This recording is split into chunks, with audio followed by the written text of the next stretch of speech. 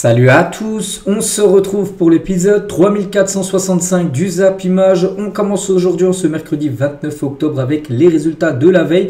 Et on commence tout d'abord avec l'équipe de France féminine qui jouait une demi-finale retour de la Nations League. C'était hier contre l'Allemagne. Le score final est de 2 partout. Un petit rappel au match D, il y a eu 1-0 pour les Allemands. Donc du coup, score cumulé 3-2 pour l'Allemagne qui se qualifie pour la finale de cette Nations League. C'est dommage pour les Françaises, parce que ça avait plutôt bien démarré, vu que Malard a été buteuse au bout de 3 minutes de jeu. Donc c'était parfait, bien sûr, les résultats, vu qu'il y a eu un 0 match aller, donc là, un partout, bien sûr. Bon, l'Allemagne a bien sûr marqué 2 autres buts, hein. Et la France a su égaliser en toute fin de match, mais ça n'a pas suffi.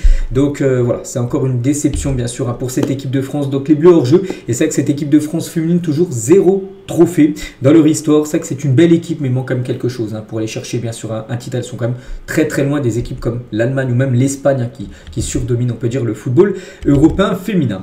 Concernant ce match hier, Didier Deschamps, donc le sélectionneur de l'équipe de France homme, et son adjoint Guy Stéphane étaient venus soutenir les Bleus, donc l'équipe féminine, hein, au stade Michel Dornado de Caen, où le stade est à guichet fermé, bien sûr, pour cette rencontre. Et du coup, on félicite bien sûr les Allemandes qui joueront la finale. Ça sera ce week-end, bien sûr, contre l'Espagne, qui s'est imposé 1-0 contre la Suède. Au match aller, il y a eu 4-0 pour les Espagnols. Donc voilà, un score cumulé 5-0 pour l'Espagne qui se qualifie très tranquillement pour la finale de cette Nations League. À noter que c'est un back-to-back, hein, pour elles, vu qu'elles avaient déjà été en finale. Je crois qu'elles avaient même gagné la dernière édition de la Nations League féminine.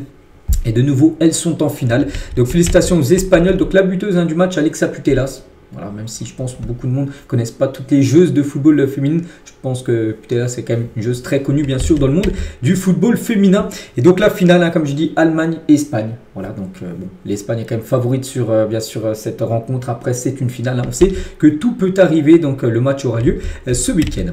On revient nous sur le football masculin. On va parler aussi des rencontres qui avaient lieu hier soir. Et on commence tout d'abord en Italie avec 2 rencontres de Serie A. L'Atalanta Bergame, qui jouera contre Marseille, hein, la semaine prochaine en Ligue des Champions. Et ben, il recevait l'AC Milan, score final 1 partout. Donc Ricci était buteur côté milanais au bout de 4 minutes de jeu avant que Lookman égalise côté Atalanta. Donc l'AC Milan, voilà, ça fait les 2 derniers matchs, 2 matchs nuls, hein. Ils n'avancent pas trop sur les 6 derniers points qu'ils pouvaient prendre. Ils en ont pris seulement 2. Donc là, ils ont fait nul. Ils avaient fait nul également 2 partout contre Pise. C'était vendredi dernier. C'est dommage, hein, bien sûr, pour cette équipe. Donc Lookman, hein, comme je dis, un buteur côté Atalanta. Il était élu homme du match face à l'AC Milan. Ça va lui faire du bien, hein, ce joueur, les gars, qui vient un début de saison très compliqué. Il vient seulement d'inscrire son premier but de la saison, toute compétition confondue. On est quand même le 29 octobre, il n'a toujours pas marqué. C'est son premier but, comme on dit, hein, vaut mieux tard que jamais. Donc voilà, on espère qu'avec ce but, il lance enfin sa saison, Lookman, parce qu'il a réalisé aussi un gros match. Donc pourquoi, voilà, c'est un peu, il était un petit peu en dessous dans ce début de saison, parce qu'il a voulu longtemps partir à l'Inter Milan, souvenez-vous, lors du dernier mercato. L'Atalanta l'a bloqué, c'est pour ça qu'il a repris tard l'entraînement, c'est pour ça qu'il a loupé tous les premiers matchs de la saison. Et là, on a l'impression qu'il retrouve sa forme. Il a été buteur, donc voilà, concernant le ballon d'or africain Lookman, hein. Et l'Atalanta Bergame, hein, qui a obtenu le match nul, hein, reste la seule équipe invaincue comme en Serie A, toujours pas perdu, hein, c'est bien, mais enchaîne trop les matchs nuls, hein. C'est que c'est bien les matchs nuls, tu perds pas mais tu gagnes pas, donc des fois vous mieux peut-être gagner un match et perdre après, ça te donne 3 points que si tu fais 2 matchs nuls, en gros c'est 2 points. Donc vous avez compris, regardez, hein, donc là il y a eu 2 victoires Torino-Lecce, mais regardez déjà tous les matchs nuls qu'a obtenu l'équipe de l'Atalanta, mais toujours pas de défaite. Et comme j'ai dit, hein, il faut essayer de gagner plus de matchs, hein, bien sûr, pour cette équipe de Bergame, hein, comme j'ai dit, hein, qui se déplacera à Marseille semaine prochaine. Et toujours sur ce match, on va parler de Raphaël Leao, joueur de l'AC Milan. Et ben il est sorti à la mi-temps contre l'Atalanta. Non, il n'était pas blessé, juste voilà, il n'était pas bon, hein. L'attaquant portugais n'avait réalisé aucune frappe en première période et son coach a pris la décision tout simplement de le sortir. Et il y avait également un Lecce contre Naples, hein. Et Naples réalise la bonne opération en s'imposant 1-0. C'est Zambo Anguissa, l'unique buteur du match, hein, donc parfait, hein. Francesco Camarda a raté un penalty vers l'heure de jeu. Voilà pour l'équipe de Lecce. Donc du coup c'est Naples qui réalise bien sûr la très bonne opération après de s'être imposé la semaine dernière, enfin là il y a quelques jours, 3-1 contre l'Inter. Ils enchaînent avec une victoire contre Lecce. Au programme aujourd'hui en Serie A, le reste des matchs, hein, il y aura un AS Roma Parma tout à l'heure à 18h30, Como contre Hellas Vérone, il y aura un Bologne Torino, Genoa contre Cremonese et l'Inter contre la Fiorentina. il y a un match. Hein. Donc la Juve, bien sûr, contre Udinese, hein, bien sûr, je ne l'ai pas oublié ce match-là. Et côté Juventus Turin, on sait qu'il n'y a plus de coach actuellement. Igor Tudor n'est plus l'entraîneur de la Juve. Et pour l'instant, quand je fais la vidéo là, pour l'instant, il n'y a aucun coach qui a été nommé entraîneur de la Juventus Turin. Donc Spalletti évoque l'intérêt de la Juventus parce que Spalletti, c'est une piste hein, du côté de la Juve. Donc il a dit, hein, pour remplacer Igor Tudor, il a dit, hein, Tudor est quelqu'un de sérieux et d'honnête. Celui qui le remplacera aura de la chance. Hein. La Juve va-t-elle remporter le Scudetto, donc le championnat? Il a dit, je suis la personne la moins qualifiée pour parler de la Juve aujourd'hui. Mon ambition est de me rattraper de l'échec avec la sélection italienne. Bien sûr, il avait floppé avec la sélection italienne hein, ces derniers temps.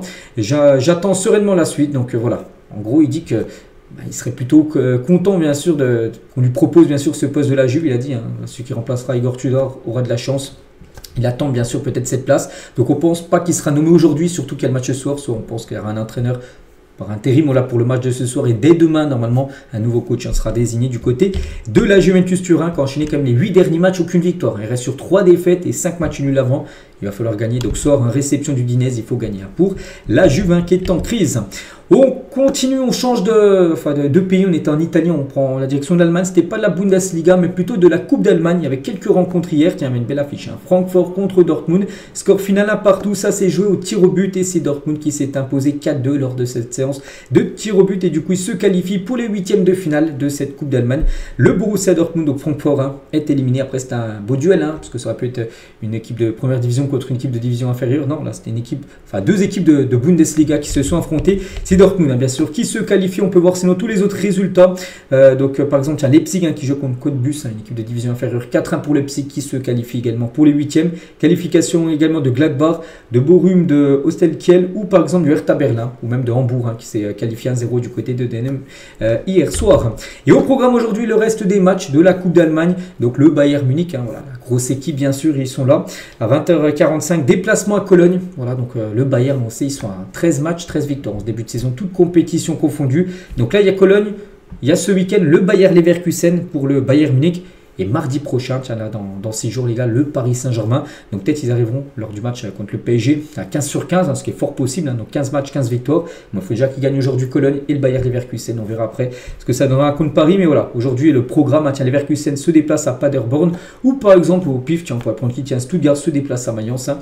Tout à l'heure, à 18h, on parlera bien sûr de ces résultats demain. On continue, on prend la direction de l'Angleterre. Il y avait également, c'était pas de la première ligue, mais plutôt de la Coupe de la Ligue anglaise. Et fin du rêve pour Grimsby tôt. Voilà pourquoi on parle de cette équipe, parce que cette équipe de Grimsby avait éliminé, souvenez-vous, Manchester United lors du premier tour de la Coupe de la Ligue. Et bien l'équipe de D4 hein, qui avait éliminé comme Manchester United en début de saison de la Carabao Cup hein, vient de perdre 5-0. Hier il y avait un match, ils ont perdu 5-0 contre Brentford. Donc Brentford, eux, ils n'ont pas fait dans le détail. Hein. Peut-être Manchester, ils ont perdu, mais Brentford, ils leur ont posé une manita 5-0. Au troisième tour de la compétition. Donc du coup c'est fini pour Grimsby, mais bon, ils ont quand même dans leur palmarès avoir éliminé, on va dire, Manchester United. Au programme aujourd'hui en EFL Cup, hein, donc Coupe de la Ligue anglaise, il y a des belles affiches. Hein. Arsenal Brighton, Swansea reçoit Manchester City, Chelsea se déplace à Wolverhampton et un beau Newcastle Tottenham au programme. Et il y a un match que j'ai pas parlé, parce qu'on va en parler maintenant. Liverpool contre Crystal Palace. On sait que Liverpool, les 6 derniers matchs, à 5 défaites, une victoire. Voilà, là c'est une autre compétition hein, pour Liverpool, le FL Cup. Donc voilà, il faut gagner. Hein. C'est à domicile contre une belle équipe de Palace. Et ça, regardez les 4 prochains matchs hein, de Liverpool, c'est quand même 4 matchs compliqués. Donc Palace, hein, c'est toujours une équipe très compliquée. Donc c'est aujourd'hui. Ils ont Aston Villa. Liverpool à domicile également, ça sera ce week-end samedi. C'est que là ils ont 3 réceptions. Donc Palace, Aston Villa samedi et mardi prochain le Real Madrid voilà, en Ligue des Champions. Et après un déplacement à Manchester City. Voilà les 4 prochaines rencontres bien sûr de Liverpool. S'il y a des mauvais résultats, attention à Ancelotti. Hein. Oui, il a remporté le championnat la saison dernière. Mais là, si par exemple sur les 4 matchs là, ils font 3 défaites, un nul. Je pense qu'Arne-Slot sera fini. Hein. Il reste, n'oubliez pas, sur les 6 derniers matchs, 5 défaites.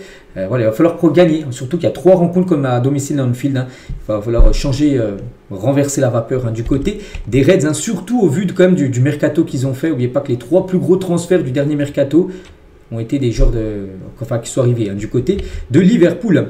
Et toujours tiens avec Liverpool, selon Wayne Rooney, les cadres de Liverpool ne sont pas à la hauteur. Il a dit Van Dijk et Salah ont signé des nouveaux contrats, mais je ne pense pas qu'ils aient vraiment été leaders cette saison. Il y a 3 ou 4 semaines, personne ne s'attendait à cela. C'est vrai qu'il y a 3 ou 4 semaines, les gars, Liverpool, ils étaient à 5 matchs de Première Ligue, 5 victoires. C'était déjà premier, on se dit. voilà, c'est encore peut-être une course unique pour Liverpool pour aller remporter de nouveau le championnat. Et depuis les gars, les 4 derniers matchs de Première Ligue, 4 défaites. C'est quand même fou hein, ce qui s'est passé. Hein.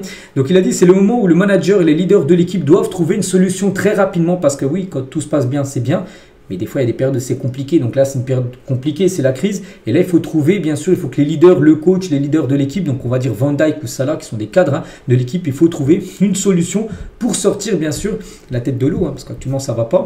Donc Van Dijk et Mohamed Salah ont signé des nouveaux contrats, mais je ne pense pas qu'ils aient vraiment été leaders pour cette équipe cette saison, tant au niveau de leur performance que de leur langage corporel. Si j'étais fan ou manager de Liverpool, cela m'inquiéterait beaucoup. Voilà ce qu'a pu dire Wayne Rooney par rapport à la situation de Liverpool. On quitte l'Angleterre, direction le Portugal. Il y avait également de la Coupe de la Ligue hier. Donc c'était entre le Sporting et Alversa. Donc non, vous êtes Alversa. Donc 5-1. Voilà, pour le Sporting, hein, ça a été festival bien sûr. Donc le Sporting se qualifie bien sûr pour le tour suivant. Et à noter que les jeunes, hein, parce que l'entraîneur du Sporting a beaucoup fait tourner vu que c'est un match de Coupe de la Ligue. Il a fait tourner son équipe. Le jeune Giovanni Quenda a marqué un doublé. Le jeune Salvador Bloba. Je sais pas, Quenda, je le connais. Voilà, j'ai entendu parler de lui. Le joueur qui va rejoindre Chelsea. N'oubliez pas l'année prochaine. Hein, c'est déjà officiel. Et le Salvador Bloba, je ne sais pas qui c'est. Bon, bref, il a marqué un doublé. On va se souvenir de son nom. Et à noter aussi ce tout jeune joueur qui avait été buteur semaine dernière contre l'Olympique de Marseille. C'était en Youth League, hein, où il avait fait le signe Jules, les gars. C'est le jeune Flavio Gonçalves. Ben, il a fait sa première apparition avec l'équipe pro voilà, du Sporting. Donc il a joué 8 minutes, mais il a délivré une passe D. Voilà, ce tout jeune joueur portugais. Il va falloir bien sûr se souvenir de son nom, ce jeune Flavio Gonçalves. Au programme aujourd'hui en Coupe de la Ligue portugaise, Braga, Santa Clara. Et le Benfica reçoit Tondela ce soir à 21h45. Donc voilà, programme du côté du Portugal. On prend la direction cette fois-ci de l'Arabie Saoudite. Donc là, c'est de la King Cup. Hein. C'est pas de la Saudi Pro League, hein. C'est pas du championnat. C'est une coupe, on va dire la coupe d'Arabie Saoudite tout simplement. Et il y avait une grosse affiche. Hein. Nasser, l'équipe de Cristiano Ronaldo contre Al Ittihad. L'équipe de Benzema, pour voir le résultat, l'équipe de Benzema s'est imposée de 1 avec un but de Karim Benzema, un but d'Oussem Aouar. 2 ex-lyonnais ont été buteurs contre un but d'Angelo côté Al Nasser. Donc voilà, Al Nasser prend la porte au stade des 8e de finale. C'était les 8e de finale. Il n'y aura pas de King Cup pour Al Nasser. N'oubliez pas que Ronaldo, depuis qu'il a rejoint le championnat, enfin l'Arabie Saoudite, toujours 0 trophée.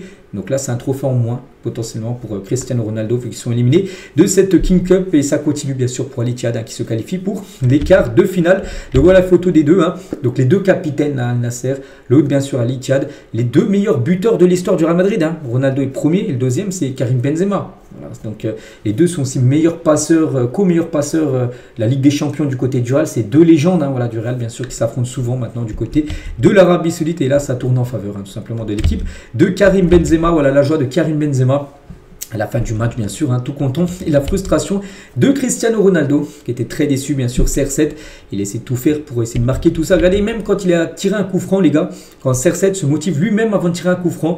Pas de but malheureusement, une élimination voilà, en King Cup. Hein, tu vas marquer. Il se disait, on pouvait voir en gros il y avait la caméra sur lui puis il se disait tu vas marquer en parlant de lui-même.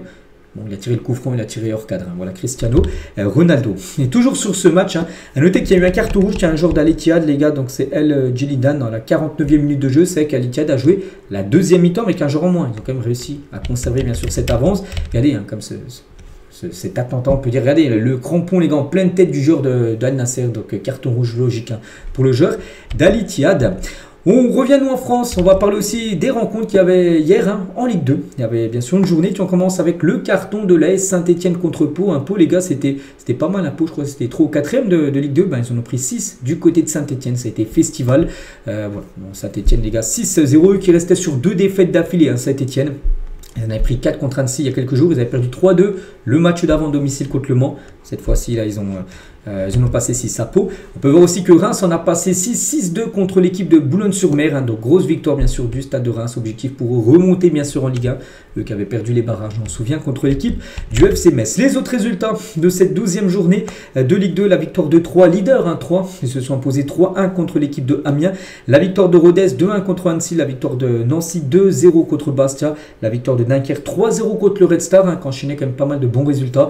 Donc, et le match nul entre Clermont et Montpellier. Hein.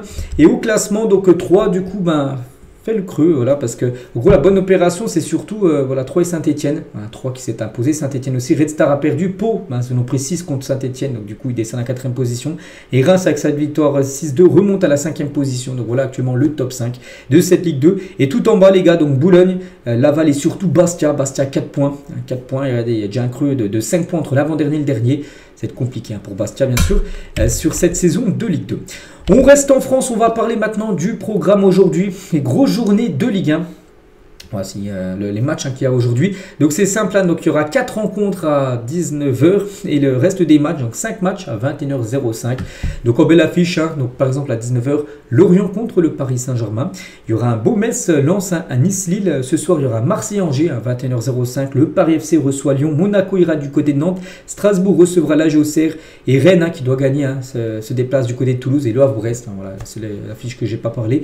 Donc voilà le programme aujourd'hui du côté de la Ligue 1. On parlera bien sûr tous ces résultats demain. Mais voilà, on va parler de quelques matchs. Et tout d'abord, avant de parler des matchs, on va juste faire le point aussi sur le classement meilleur buteur, meilleur passeur avant cette journée de Ligue 1. Donc actuellement, meilleur buteur, c'est Panicelli, l'attaquant de Strasbourg, 8 buts devant Greenwood, 7. Puis après, on peut avoir 2 joueurs à 5, Diop et Ansu Fati. Pas de joueur du PSG. C'est vrai que souvent, les gars, sur les 4-5 dernières années, le meilleur buteur, même, des fois même dans le top 5, il y a 2 ou 3 joueurs du PSG. Pour l'instant, pas de joueur du PSG. Le joueur le mieux placé, c'est Bradley Barcola, 4 buts. Bon, il est au même niveau que le pôle, mais il est en dessous, on va dire. Donc voilà. Et concernant le classement des meilleurs passeurs de Ligue 1, donc on peut voir c'est Thomasson, donc le joueur de Lens actuellement 5 passes D. Donc Vitinha a 3 passes D par exemple. Donc voilà, les 2 classements meilleur buteur, meilleur passeur avant cette journée ce soir de Ligue 1. Donc ça peut beaucoup bouger, bien évidemment. Donc concernant les matchs du jour, on va parler du Marseille-Angers. On sait que Marseille, bon, ils ne sont pas non plus en crise, bien sûr, mais les 2 derniers matchs ont été de défaites. Défaite contre Lens et défaite contre Sporting de 1. Donc il va falloir bien sûr s'imposer. C'est à domicile, c'est Angers. Marseille doit retrouver bien sûr la victoire. Et surtout que la semaine prochaine, ils vont jouer. Bon, là, il y a un match là, il y a un match également ce week-end. Puis après, il y a le match contre l'Atalanta, ce match de Ligue des Champions, la semaine prochaine, mercredi prochain. Donc Marseille, la une. Donc entrée dans la ronde tout simplement. Donc voilà, Roberto De Zerbi attend beaucoup de ses joueurs pour le match de ce soir. Mais en tout cas, pas mal de joueurs blessés. Et c'est vrai qu'on a appris la blessure de Balerdi au mollet gauche, donc forfait certainement ce soir. Donc c'est vrai que l'infirmerie commence à se remplir à l'OM. Donc Balerdi, Medina, Timothy Weah, Kondogbia, Ahmed Traoré et Amine Gouiri, épaule droite où il s'est fait opérer, il est blessé. Pendant 3 mois, il sera même forfait pour la CAN. Donc voilà, pas mal de joueurs comme de l'Olympique de Marseille blessés. Heureusement que Marseille a quand même beaucoup recruté ce dernier mercato. Parce que voilà, les postes sont doublés, mais voilà, on peut voir que l'infirmerie est quand même bien rempli du côté de Marseille. Aubameyang soutient Benjamin Pavard parce que Pavard semaine dernière, ça a été une semaine catastrophique les gars sur les 2 matchs, à chaque fois il était fautif sur tous les buts. Les 2 buts du Sporting, le premier il s'aligne mal, du coup le joueur du Sporting n'est pas hors jeu, le deuxième c'est un but contre son camp, une frappe du joueur du Sporting, ça dévie, enfin il le dévie puis ça va contre son camp, et contre Lens les gars, donc il fait un penalty, il cause un penalty et marque je crois un autre but contre son camp, donc voilà, une semaine catastrophique. Aubameyang il a dit, c'est quelqu'un de très entier, quand c'est comme ça j'aime bien charrier les gens pour leur donner le sourire. En tout cas, on est tous avec lui. On ne va pas le lâcher. Voilà, donc Aubameyang, même les autres joueurs de Marseille soutiennent bien sûr Pavard, qui est actuellement en difficulté du côté de l'Olympique de Marseille. Et toujours avec Marseille, Roten, sur son émission Roten sans flamme, estime que l'Olympique de Marseille doit faire plus pour aller titiller le PSG en Ligue 1 voilà, cette saison. Donc quand tu es à l'Olympique de Marseille, tu ne peux pas perdre 2 fois de suite. Donc Marseille a perdu 2 fois de suite la semaine dernière, mais peut-être 2 fois de suite en Ligue 1. Ils ont perdu contre Lens, là il faut absolument gagner. Il a dit tu ne peux pas accepter de perdre 3 matchs en 9 matchs de championnat, ce n'est pas possible. Donc la pression, elle est énorme sur le match de demain, voilà, enfin maintenant de ce soir contre Angers. Normalement, ils ont toutes les cartes en main contre Angers. Sur les 5 prochains matchs de championnat, l'OM doit faire carton plein, gagner les 5 matchs. Voilà, ils ont fait une série de 5 matchs là, avant les 2 défaites. Ils ont enchaîné 5 victoires. Il faut que Marseille renchaîne 5 victoires sur 5 là, d'après Roten sans flamme, pour rester au contact bien sûr du PSG. Sinon Paris, bien sûr, va s'envoler, on le sait, pour remporter la Ligue 1. Tiens, en parlant du Paris Saint-Germain, donc tout à l'heure, déplacement du côté de Lorient. À noter que Fabien Ruiz est officiel et forfait pour Lorient PSG tout à l'heure 19h. Seul absent côté parisien, c'est Achraf Hakimi également. Il n'est pas blessé Hakimi, il est laissé au repos. On a parlé début de semaine qu'il a eu quelques jours de repos jusqu'à il reprendra l'entraînement demain. Mais voilà, ces derniers jours il était en vacances, il faisait ce qu'il voulait. Voilà, c'est pour ça que Luis Enrique aime de temps en temps donner des jours de repos à ses joueurs, alors qu'il y a entraînement, il est exempté aussi d'entraînement. Hakimi reviendra demain bien sûr pour préparer le match après contre Nice. Ça sera samedi après-midi pour le PSG. Toujours avec Paris, Luis Enrique fait l'éloge aussi de Marquinhos. Il est très fort sur les coups de pied arrêtés. Avec Marquinhos, nous le connaissons et tout le monde connaît ses qualités. C'est un vrai plaisir d'avoir un joueur avec cette expérience et cette ambition du côté de Paris. C'est un leader et un capitaine formidable. Donc chaque joueur professionnel peut s'améliorer, peu importe l'âge dont il peut, donc il peut toujours s'améliorer. Voilà, Marquinhos.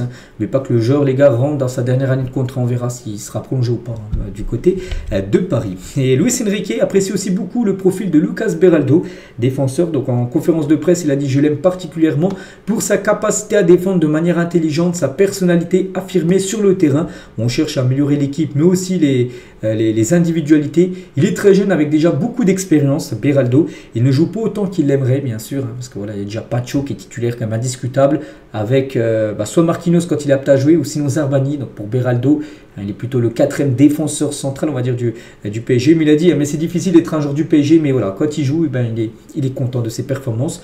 Luis Enrique par rapport à Beraldo. Et toujours du côté du PSG, on va parler de Vitinha, qui est très élogieux envers son entraîneur. Donc Vitinha a dit: je pense que Luis Enrique, c'est un peu le tournant dans ma vie ici au PSG. Il dit qu'il a énormément progressé sous Luis Enrique. Donc il m'a amené un autre niveau, un niveau que je ne pensais pas pouvoir atteindre. J'ai pris confiance et de l'importance dans l'équipe. J'ai pris une autre dimension, c'est vrai, totalement les gars. Depuis ses premiers pas au PSG où il est arrivé, je crois en 2012, Vitinha. Et là, en 2025, il a énormément progressé, bien sûr. Il a dit: je me sens vraiment à l'aise et je suis dans les meilleures conditions quand je joue sous les commandes de Luis Enrique. Voilà, il dit que c'est grâce à cet entraîneur qu'il est devenu, peut-être à l'heure actuelle, le meilleur milieu de terrain au monde, bien sûr, le joueur portugais. Voilà ce qu'il y a à dire sur le match du PSG tout à l'heure contre l'Orient. Tiens, on va parler aussi du match Nice-Lille. Et côté niçois, Jonathan Klaus sera forfait face au LOSC tout à l'heure. La situation pourrait être tendue en interne. Franck Enza a été très vague sur le sujet en conférence de presse.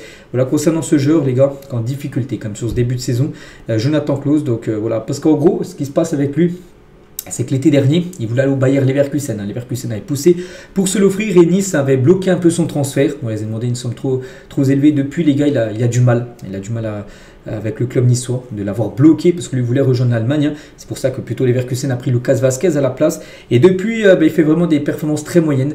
Jonathan Klaus, on peut voir qu'il pourrait même ne pas jouer aujourd'hui le match là contre Lille ce soir. Du côté du Stade Rennais, donc Rennes qui joue contre Toulouse ce soir, il faut une victoire pour Habib Beye. Et Habib Beye est conscient d'être proche d'un licenciement du Stade Rennais. Donc il a dit: on ne va pas jouer au jeu des dupes. Vous avez tous vu les informations. Donc lundi, ça devait s'arrêter. En gros, il ne devait plus être entraîneur. Et du coup, ça continue. Ça continue pour une raison très précise. Les dirigeants ont senti que j'ai l'énergie et les capacités pour faire gagner cette équipe. Donc ce soir contre Toulouse, c'est à Toulouse le match. Donc c'est un vrai bonheur d'être entraîneur au Stade Rennais. Un club formidable, j'ai la chance d'avoir un propriétaire qui est une personne extraordinaire. Donc voilà, après, Rennes reste sur 5 matchs en victoire. Donc il reste sur une défaite contre Nice, là, une défaite le week-end dernier, et 4 matchs nuls avant.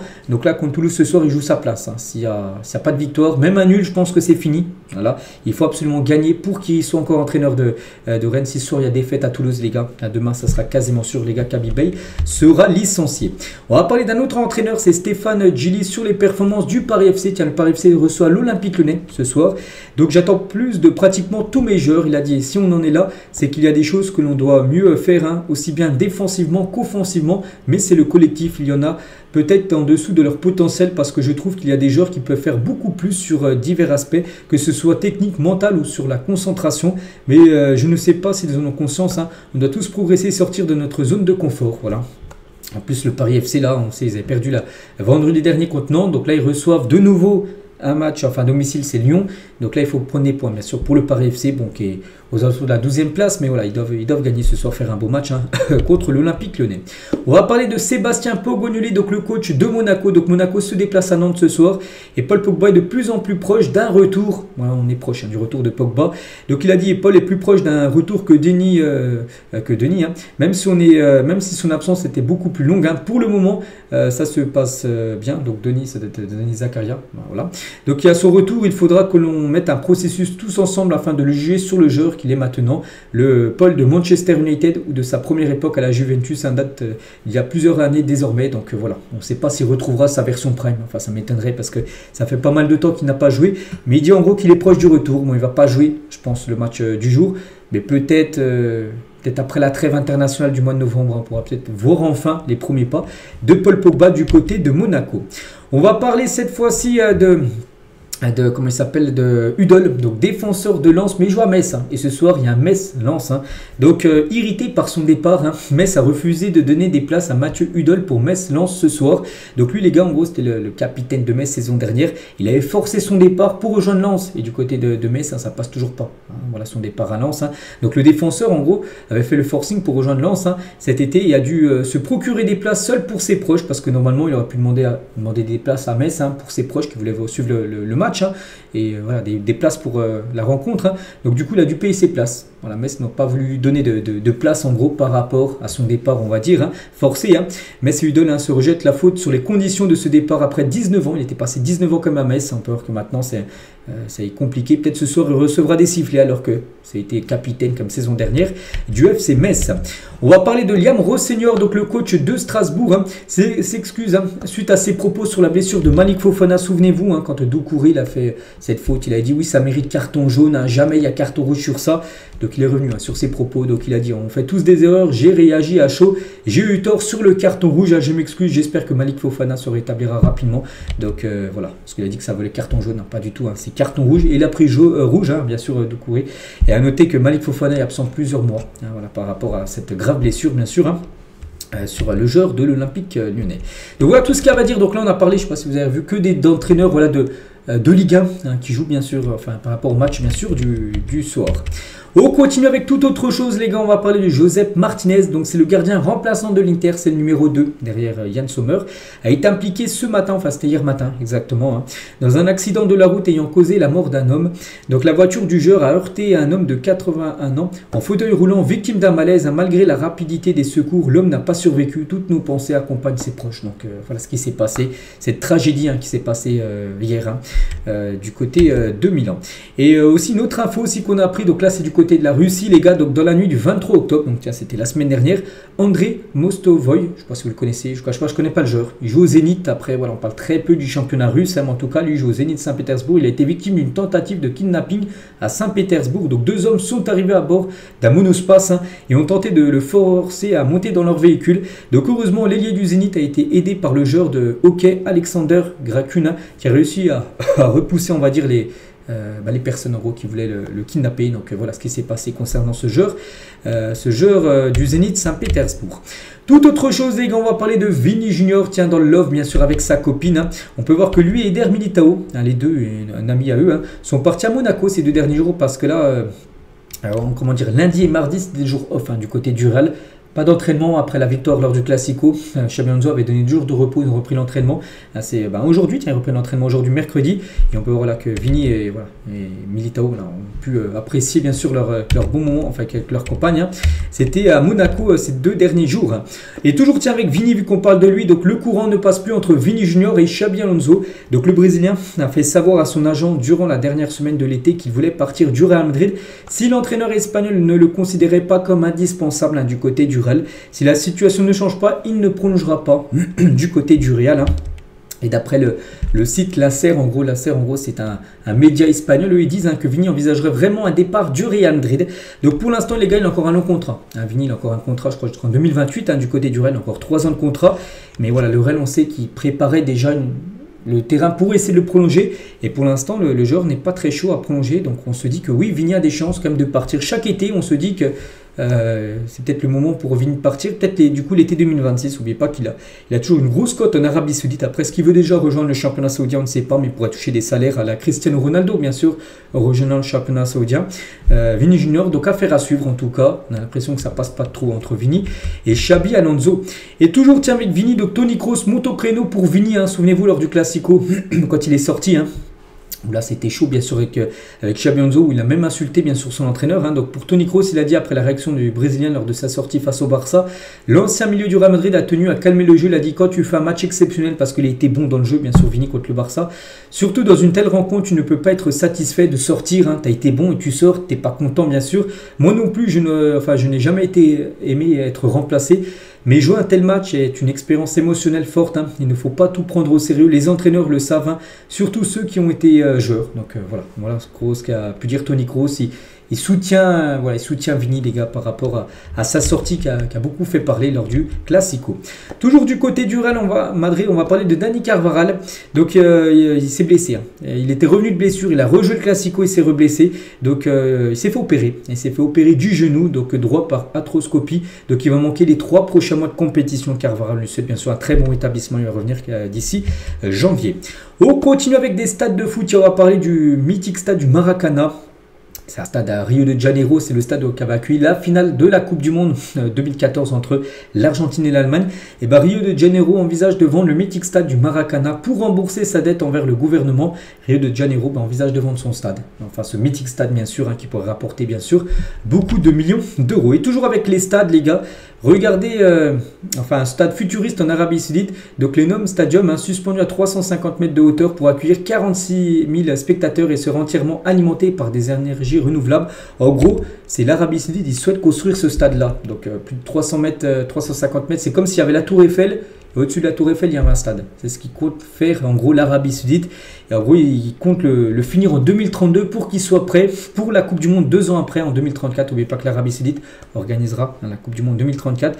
Et ils veulent un stade suspendu à plus de 300 mètres, en hauteur. Voilà le projet complètement fou qu'ils ont en tête et qu'ils vont certainement faire, hein, parce qu'ils ont un budget illimité, on sait, hein, du côté de l'Arabie Saoudite. Donc voilà, si ça vraiment venait à se faire, hein, ce serait totalement fou de voir un stade aussi haut. Toujours avec les révolutions dans le football, les gars, on va parler de Apple, hein, qui prépare un projet réalité virtuelle, hein, en plein match. Hein, donc lors de Real Madrid-Juventus Turin, c'était mercredi dernier en Ligue des Champions, le Real Madrid s'est imposé 1-0, mais là on parle rien à voir avec le match, mais des dizaines d'employés d'Apple, hein, étaient présents pour le match, hein, pour capter des images du stade sur tous les angles, hein, pour un projet de réalité virtuelle collaboratif. Hein. Objectif, créer une expérience immersive pour les lunettes Apple Vision Pro. Donc en gros, c'est quoi? C'est t'achètes les lunettes Apple, tu te poses, hein, chez toi, voilà, dans ton salon, et c'est comme si tu étais dans les tribunes. Voilà, c'est comme si tu regardes à droite, à gauche, tu vois des spectateurs, c'est comme si tu étais dans les tribunes, mais tu es chez toi. Voilà, en gros, ça c'est une grosse révolution, ce que compte mettre en place tout simplement Apple. On continue, les gars, avec toute autre chose. On va parler de Achraf Hakimi. Le Paris Saint-Germain va mettre en place une campagne de communication pour le Ballon d'Or africain d'Achraf Hakimi, comme ce qu'ils ont fait avec Ousmane Dembélé. C'est que le PSG a poussé pour le Ballon d'Or, bien sûr, de Dembélé. Il y a eu des chansons comme Ousmane Dembélé Ballon d'Or, tout ça. Et bien ça sera la même chose pour Hakimi, les gars. On sait qu'il est nommé et c'est quand même peut-être le grand favori pour remporter le Ballon d'Or africain. Donc voilà, le PSG va pousser bien sûr pour que Hakimi bien sûr puisse remporter ce Ballon d'Or africain, qui est quasiment sûr, on va dire, pour lui, parce que vu la saison qu'il fait, ce sera un scandale bien sûr qu'il ne le remporte pas. Toujours du côté du PSG, on va parler aussi de cette équipe, hein, qui annonce une saison record sur le plan économique, quasiment le milliard de chiffre d'affaires. C'est 837 millions d'euros. Voilà, on est proche du milliard. On peut voir les revenus commerciaux, c'est plus de 367 millions d'euros. Le revenu des matchs day, donc la billetterie, tout ça, des matchs day, jour de match, hein, c'est plus de 175 millions d'euros récupérés sur la saison dernière. Vente sur la boutique en ligne, plus de 210% par rapport à la saison dernière, avec bien sûr ce PSG, vainqueur de la Ligue des Champions. Beaucoup de supporters parisiens ont voulu s'acheter ce maillot parisien avec l'étoile au-dessus, vainqueur de la Ligue des Champions. Donc ça a monté de plus de 210% par rapport à la saison d'avant. Voilà, avec une masse salariale bien sûr revue à la baisse, hein, bien sûr, vu que le PSG ne paye plus de... Enfin, il y a des gros salaires bien sûr, mais c'est plus des salaires à l'époque comme ceux de Messi, Neymar ou Mbappé. Donc tout ça font que le PSG, hein, se porte très bien financièrement. Donc les ventes de produits dérivés aussi ne sont même pas comptées dedans. Donc voilà, le PSG, hein, niveau finance, hein, c'est l'un des clubs, hein, qui se porte le mieux au monde. Et toujours, tiens, avec le PSG, on va parler de Vitinha. a aimé côtoyer Marco Verratti au PSG, parce qu'oubliez pas qu'avant Verratti, quand il était au PSG, Vitinha était déjà là. Il a dit c'est un milieu 100% complet. Il avait tout, la défense, l'attaque, la vision, la technique. Donc là, c'est Vitinha qui parle de Verratti. Hein. C'est un plaisir et un privilège de partager le terrain avec lui. Je me considère toujours jeune, mais je l'étais encore plus. Hein. Je venais d'arriver, jouer avec lui au milieu. C'était vraiment un privilège. C'est un milieu total. J'ai vraiment aimé, bien sûr, jouer avec lui. C'est dommage qu'on n'ait pas pu jouer davantage ensemble, parce que peut-être ils ont joué une saison ensemble avant que Verratti quitte bien sûr à l'équipe parisienne. Mais j'étais bien content de partager le terrain avec lui. C'est un magicien et un grand milieu de terrain. Donc voilà ce qu'elle va dire sur Vitinha. Donc voilà les gars, on finit aujourd'hui avec lui, avec les deux Parisiens. J'espère que ça vous a plu. On se retrouve nous demain bien sûr, demain jeudi, pour le prochain numéro. Je vous souhaite une très bonne journée et à demain.